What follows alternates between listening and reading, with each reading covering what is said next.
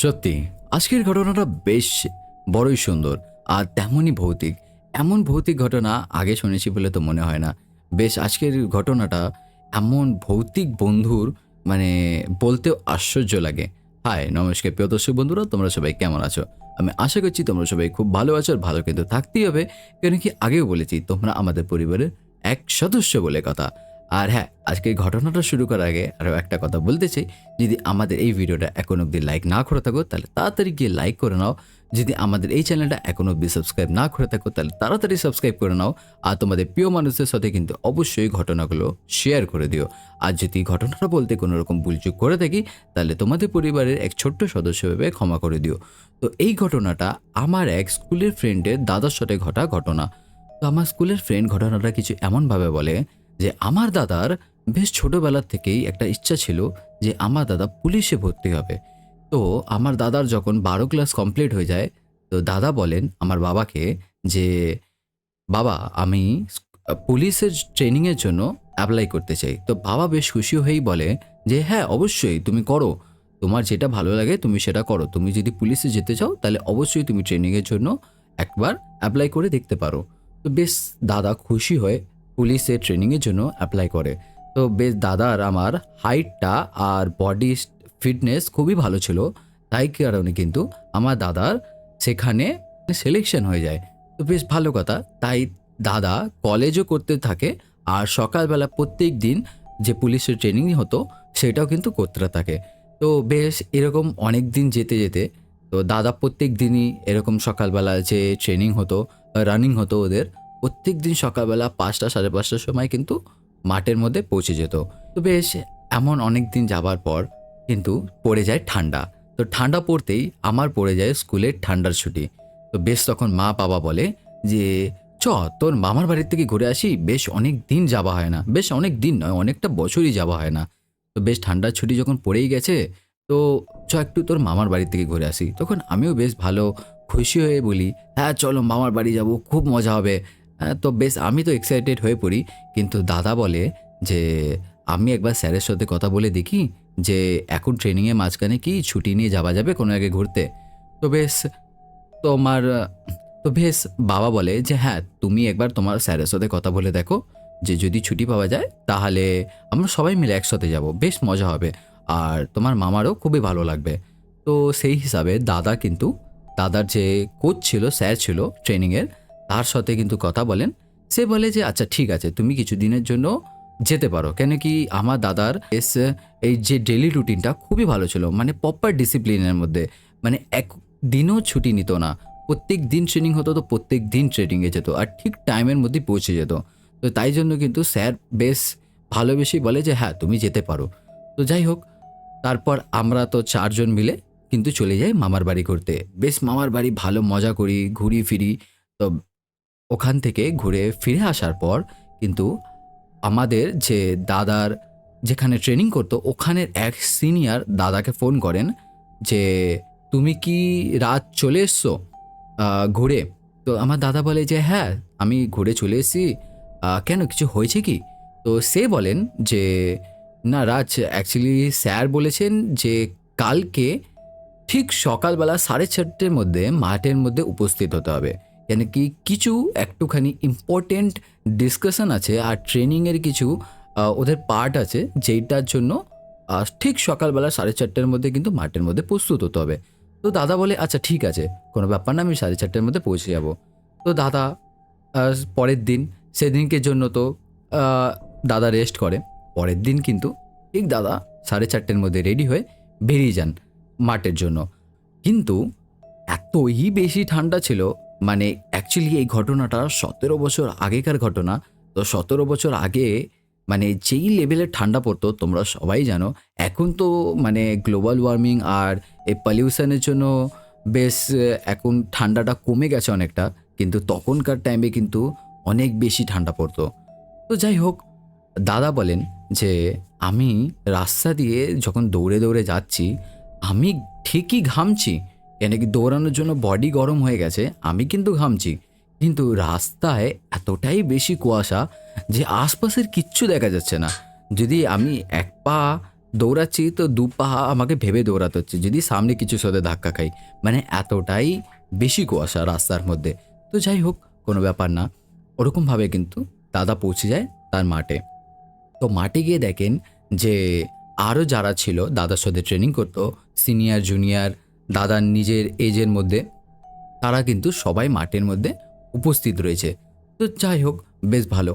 দাদা গিয়ে লাইনে দাঁড়ায় সবার সাথে, মানে ওরা এক লাইন করে দাঁড়াতো, তো ওরকমভাবে দাদা লাইনে গিয়ে দাঁড়ায়। এবার দাদা বলেন যে মাঠের মধ্যে এতটাই কুয়াশা পড়েছে যে মানে ২ হাত দূরে যদি কেউ দাঁড়িয়ে থাকে না, দেখা যাবে না। এতটাই বেশি কুয়াশা আর এতটা বেশি ঠান্ডা। কিন্তু আমাদের কিন্তু স্যার এখনো আসেনি মাঠের মধ্যে। তো যতক্ষণ স্যার না আসবে ততক্ষণ কিন্তু আমাদের ড্রেসিং রুম খুলবে না। আর যতক্ষণ ড্রেসিং রুম না খুলবে ড্রেসটা চেঞ্জ করতে পারবো না।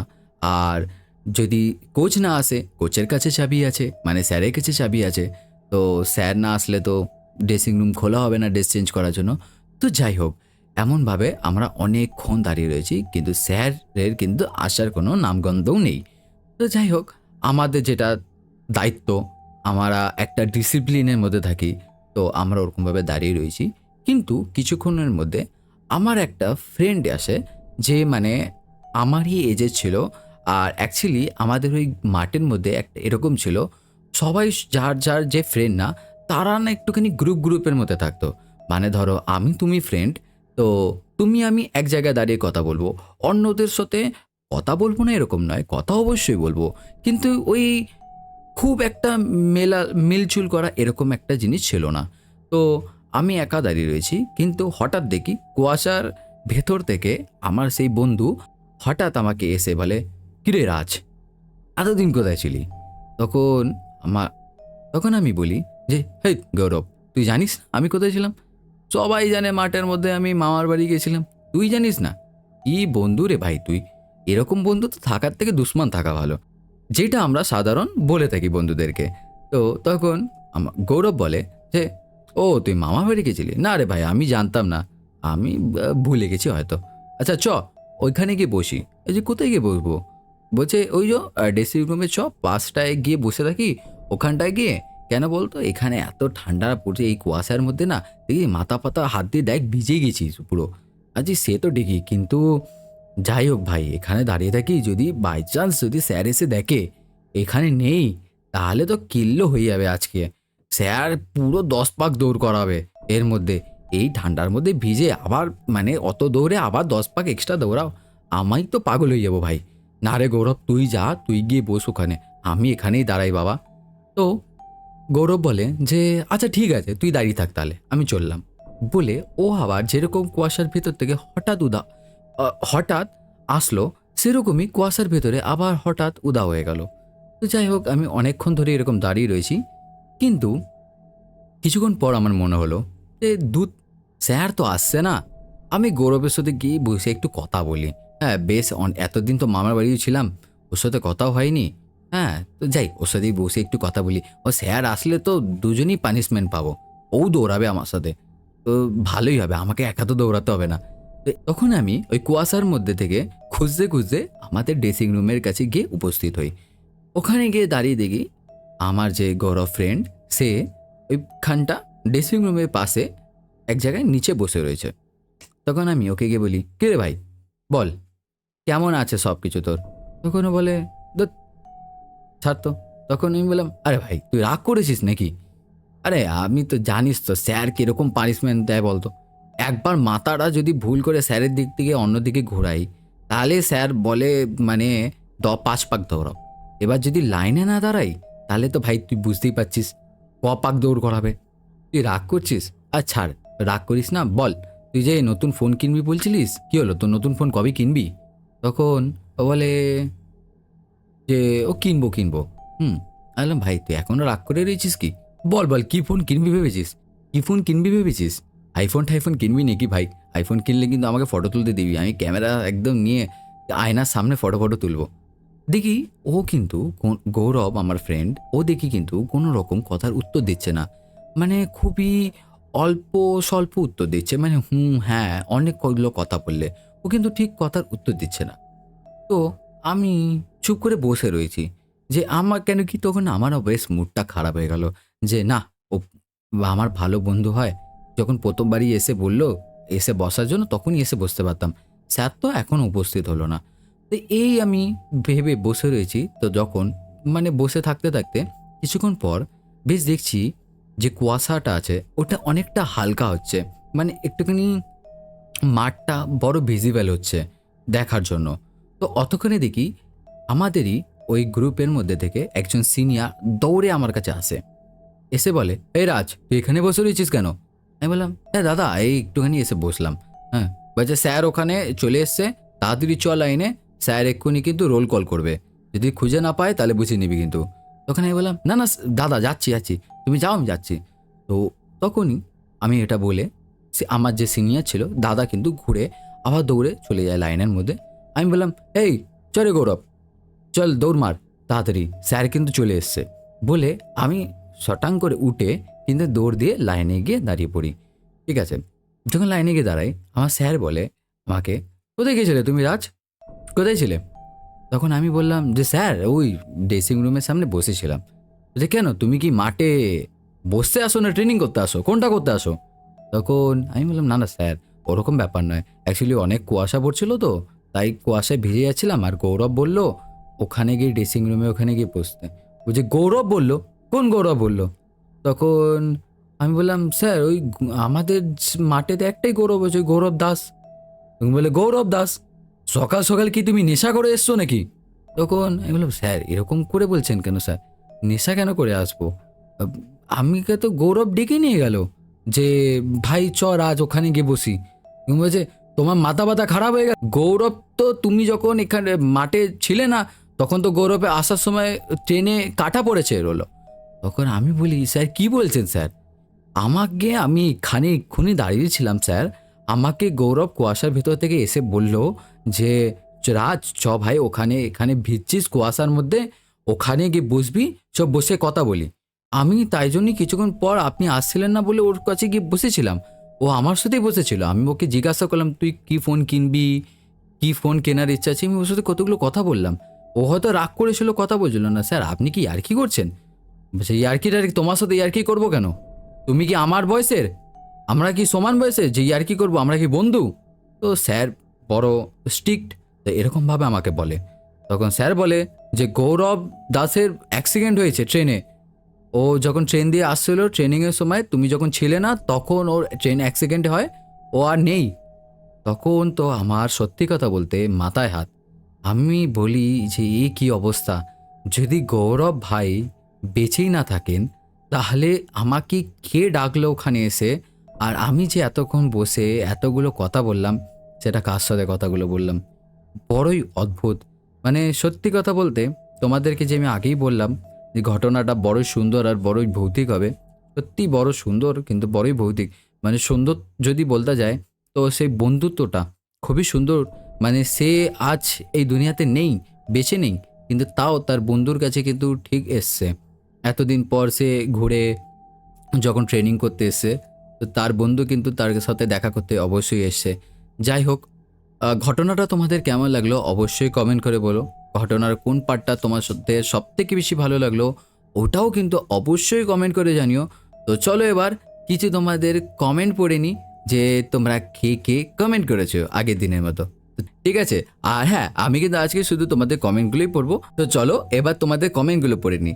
অ্যাকচুয়ালি কমেন্ট নয়, তোমাদের নামগুলো পড়ে নিই। কেন বলো তো? কমেন্টগুলো পড়তে, পড়তে না বেশ অনেকটাই লম্বা হয়ে যায়। তাই জন্য কিন্তু আমি তোমাদের শুধু নামগুলো পড়বো প্রত্যেক দিনের ভিডিওতে। ঠিক আছে? তো চলো যারা, যারা কমেন্ট করেছো তাদের নামগুলো পড়ে নিই। তো ১ম আমাদের কমেন্ট এসছে বনানী কর্মকার দিদি ভাইয়ের কাছ থেকে। Thank you for your comment. তারপর আমাদের আরেকটা কমেন্ট এসছে, সেটা হলো সোনাম জানা। সোনাম জানা দিদিভাই, thank you for your comment. তারপর আমাদের আরেকটা কমেন্ট আছে, সেটা হলো Shibashis Roy. Shibashis Roy, thank you for your comment দাদা ভাই। তারপর আমাদের আরেকটা কমেন্ট আছে, সেটা হলো আমাদের প্রদীপ দাস দাদা ভাইয়ের কাছ থেকে, thank you for your comment. তারপর আমাদের আরেকটা কমেন্ট আছে, সেটা হলো Panther Gaming YT. Panther Gaming YT, thank you for your comment দাদা ভাই। তারপর আমাদের আরেকটা কমেন্ট আছে, সেটা হলো সোনালি পাল। সোনালি পাল দিদিভাই, thank you for your comment.